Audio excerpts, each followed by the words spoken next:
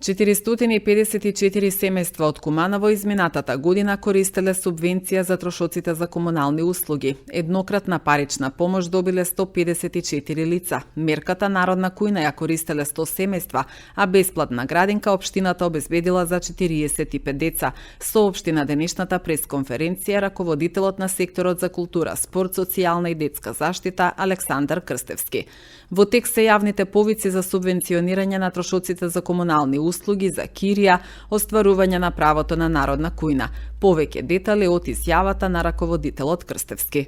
За поголема транспарентност и унапредување на социјалните категории на граѓаните во општина Куманово, како и успешна реализација на програмата за оделението за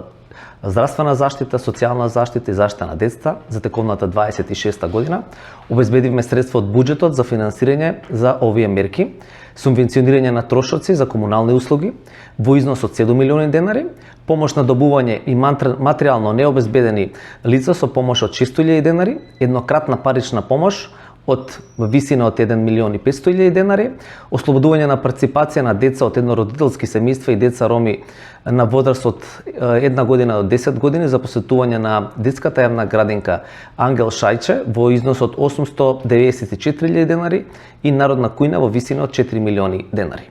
Граѓаните барањата на еднократната парична помош може да ја поднесат од 1 до 5 секој месец во текот на целата година. Граѓаните барањата за ослободување на партиципација на деца на еднородителски семејства и деца роми на возраст од 1 година до 10 години за посетување на детската градинка може исто така да ги поднесуваат барањите во текот на целата година, односно се до искористување на средствата од буџетот на општина Куманово. Барањата за обезбедување на оброк, тоест мерката Народна кујна, може да поднесуваат барања во текот на целата година, односно се до искористување на средствата од буџетот на општина Куманово. Исто така во оваа категорија може да бидат и лица приматели на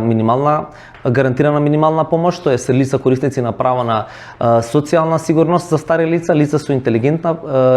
интелигентна попреченост, лица со телесна попреченост, потполно слепи лица и лица потполно глуви лица.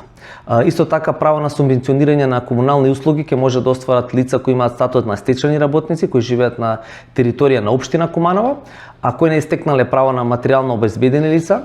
исто така самохрани родители, згрижувачки семејства, гарантирана минимална помош, материјално и стамбено необезбедени лица, деца без родители и родителска грижа, приматели на социјална сигурност на стари лица, односно лица со навршени 65 години кои живеат во општина Куманово и исто така лица до 26 години кои имаат интелигентна попреченост, односно телесна попреченост, слепо лице и проблеми со вид. Исто така, тука да не забораваме, треба да ги напомениме и лица со Даунивиот синдром и приматели на лица со посебен додаток од Законот на детска заштита, со кој што категорија на лица спаѓаат овие приматели и исто така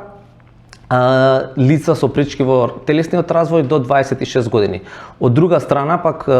право на субвенционирање до крајот право на субвенционирање на кирија ќе може да остварат лица кои имаат статут на корисници на ГМП, материјално и стамбено необезбедени лица, жртви на семејно насилство,